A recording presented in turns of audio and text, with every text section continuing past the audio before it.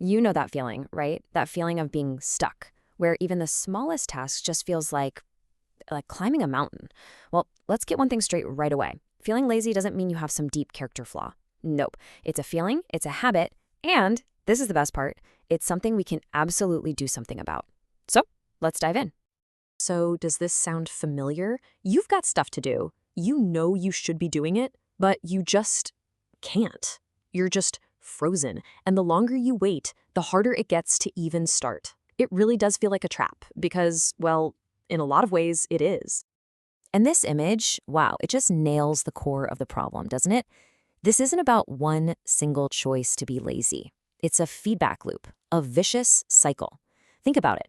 You feel unmotivated, so you don't do anything. Then you feel guilty or kind of down on yourself for not doing anything, which, guess what? It just drains your motivation even more. See how that just feeds itself?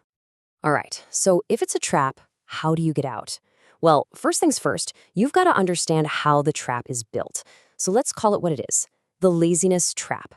Once you can actually see all the moving parts, all the gears and levers, you can start to take it apart, piece by piece. Okay, so here's the breakdown. It all starts with that feeling of being totally overwhelmed. The to-do list seems massive, so what do? Nothing. That's the inactivity part. But doing nothing doesn't actually feel good, does it? It just leads to guilt, to that voice in your head criticizing you. And those negative feelings, they are absolute energy vampires. They suck the life right out of you, which makes it even harder to get started the next time. And boom, just like that, you're right back where you started. But here's the most important part, and I really want you to hear this. You are not powerless here. This cycle, it can absolutely be broken, and the way out isn't about just, waiting for some magical burst of willpower to strike. No way. It's about being strategic, it's about building good habits, and getting really smart with your priorities. And that's exactly what we're going to break down right now. Okay, so if good habits and clear priorities are the escape route, then motivation is the fuel for the car. And here's the big secret most people miss. Motivation isn't something you just find lying around. It's something you build.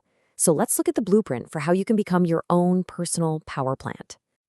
So check this out. It's a simple 3-step recipe for boosting your motivation. This isn't about just gritting your teeth and trying harder. It's a real system. First, you find your why, the deep reason you're doing something. Then you celebrate the small wins, the milestones along the way, which keeps you going. And finally, you build in some accountability. We're really going to focus in on that first and third step because your why and your support system, man, that's a powerful combination. So let's talk about finding your why. This is all about perspective, right? That boring email you have to answer, that's not just an email. That's a tiny step toward that promotion you want. That run you don't feel like taking, it's not just a run. It's an investment in being healthy and energetic for years to come. See? When you connect the little, tedious things to a big goal you actually care about, suddenly they have a purpose.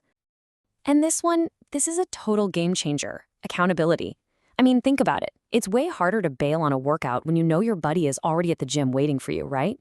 And it's so much tougher to put off studying when you've got a study session scheduled with a friend.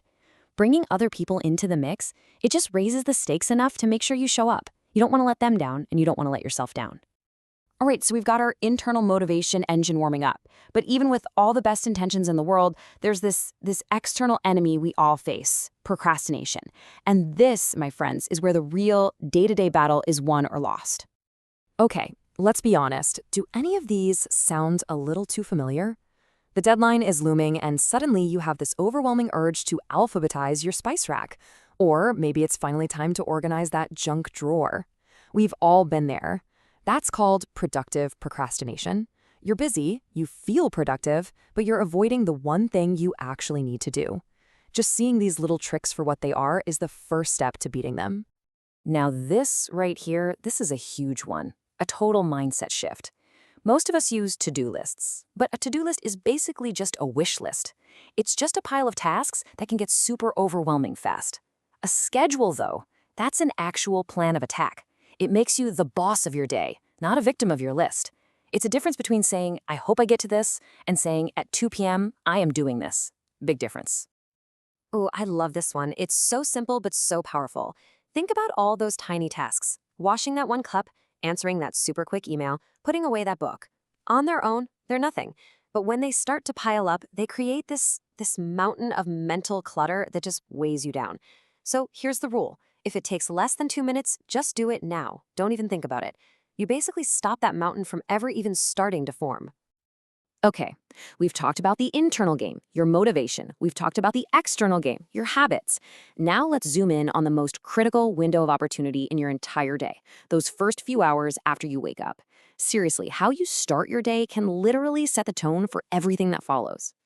The idea here is really simple. Motion creates emotion. Let me say that again. Motion creates emotion. You see, energy isn't something you just wake up with. It's something you have to generate. The second you get out of bed and just start moving, even if it's just stretching, you're sending a massive signal to your brain and your body that says, okay, it's go time. We're being active today, not passive.